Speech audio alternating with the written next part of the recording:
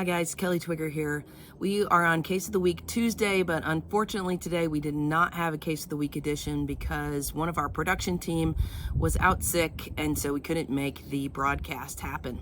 I did want to take a couple of minutes though and talk to you about a couple of takeaways that I'm seeing just from things that have been going on. So I was out last week, as many of you know, taking my daughter to college. And we spent a lot of time watching the tennis at the US Open, which was really fun. And congratulations to all the Americans who performed so well.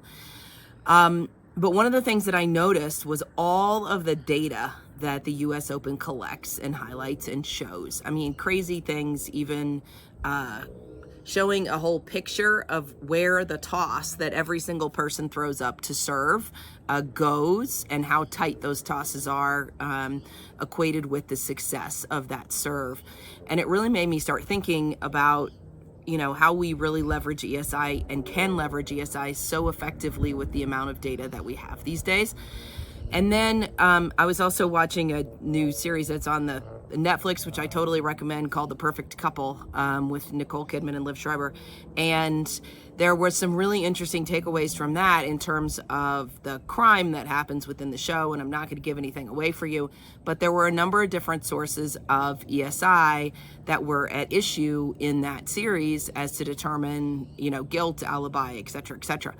And so it was very interesting about how the detectives had to be able to create or come up with what the real story was based on a lot of the data that was out there and piecing things together. And in terms of takeaway for this week, what I really want you to focus on is what is the story that you are trying to tell? And when you understand what that story is and who the players are in that story, then you can think about what the sources of ESI are that they would have used to communicate in order to be able to find what you need to be able to tell that story. And so think of it as a story, think about sources of ESI as a separate piece, and who it is that has those sources of ESI that you're going to be able to pull together.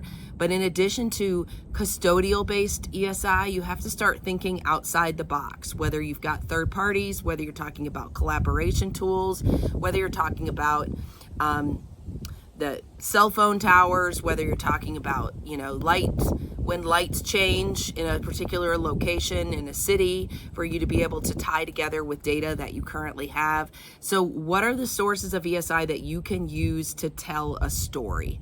So that's kind of the takeaway for this week. We will have a Case of the Week next week for you. And then we'll be doing some really special things at Relativity Fest to sort of amp up what we've been doing on Case of the Week. And we've got some exciting news coming soon. The other thing I wanted to make you aware of is this theme of issue spotting has always been something that I've talked about, particularly on Case of the Week, but in general, and we try to make available for our users at eDiscovery Assistant as well. And we're going to be coming out with a new eBook on issue spotting and how you can start to pay attention to that issue spotting. And remember, focus on what you need to know for the cases that you handle for your clients. You don't need to know everything. You don't need to be the world's expert in eDiscovery. You need to issue spot for the things that are coming up in the types of cases you're handling for your clients. Whether you're in-house, outside counsel, your litigation support, whatever it is, know what you need to know for the things that you're handling, and then keep your eyes out on those other issues that are out there in case they come up. All right, have a great week. We'll see you next week. Bye-bye.